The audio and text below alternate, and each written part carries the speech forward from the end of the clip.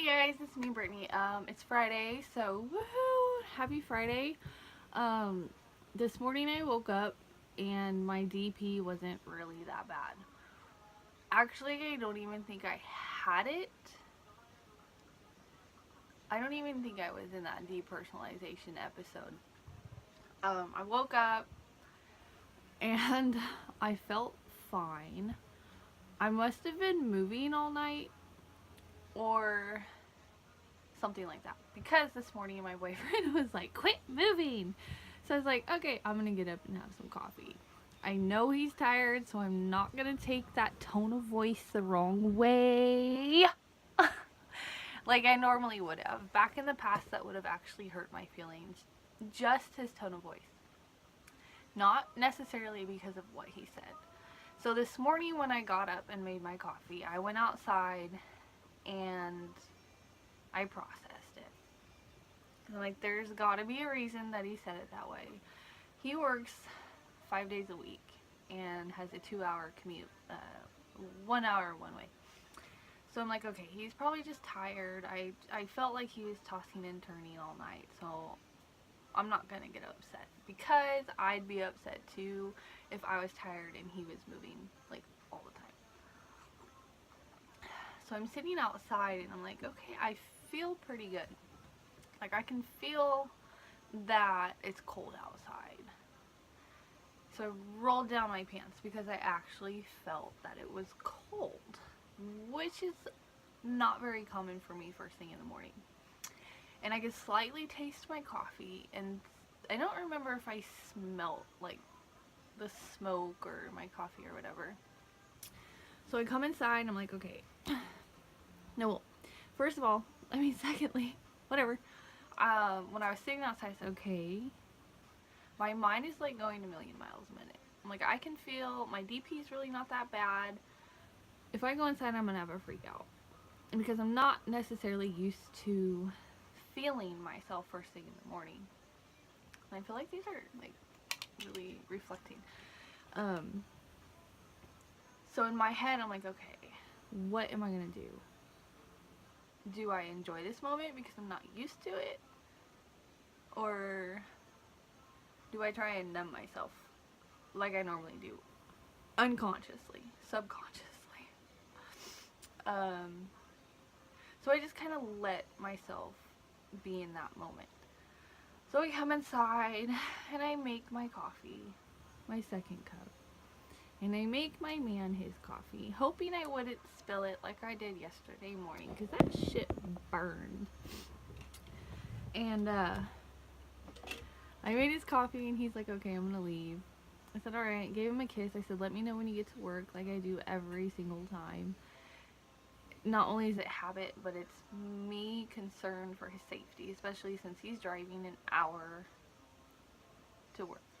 He's like, no, I'm not going to tell you when I get to work. I said, fine, I don't care about you anyways. And it was cute. And I was like, I love you. He said, I love you too. So he left, and here I am doing this video. Compared to yesterday, I'm doing a lot better. Yesterday, I rewatched one of my videos about my DP episode. I always say episode like I'm from Canadian or Wisconsin. Episode and go. I really pronounce my O's really weird. So I was rewatching my video and I started feeling like really bad. Not about myself. Well, maybe about myself. But I realized that there are days when I don't feel like I can go on, and as I was watching that video, I'm like, oh my, I don't really recognize myself in that video, and I don't really remember physically being there doing the video. But I knew it was me, and I knew I was struggling. So it kind of sent me into this really sad place. I hate that my hair is so frizzy. And I started crying, like, and I don't like crying. Even though I know it's a release and it's healthy. I was raised that crying is looking for attention, even though I wasn't. We all cry. And especially when I would cry over my mother's death, you know. So, there I go again, soul. So I looked in the mirror and I said, you are Brittany Gildersleeve.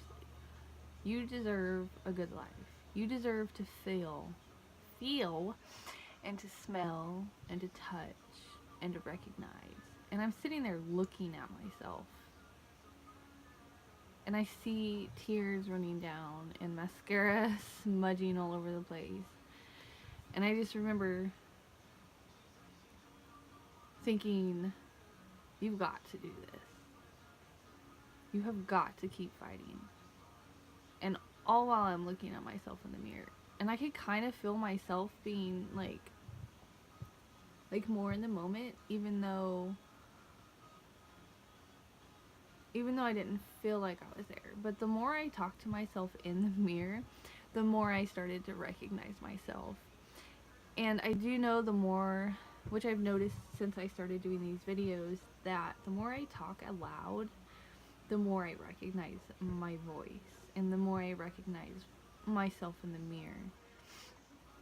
Which is a good thing. So I know that this journey is going to be very emotional. Because this is not something I talk openly about. I don't like to talk about depersonalization because it makes no sense.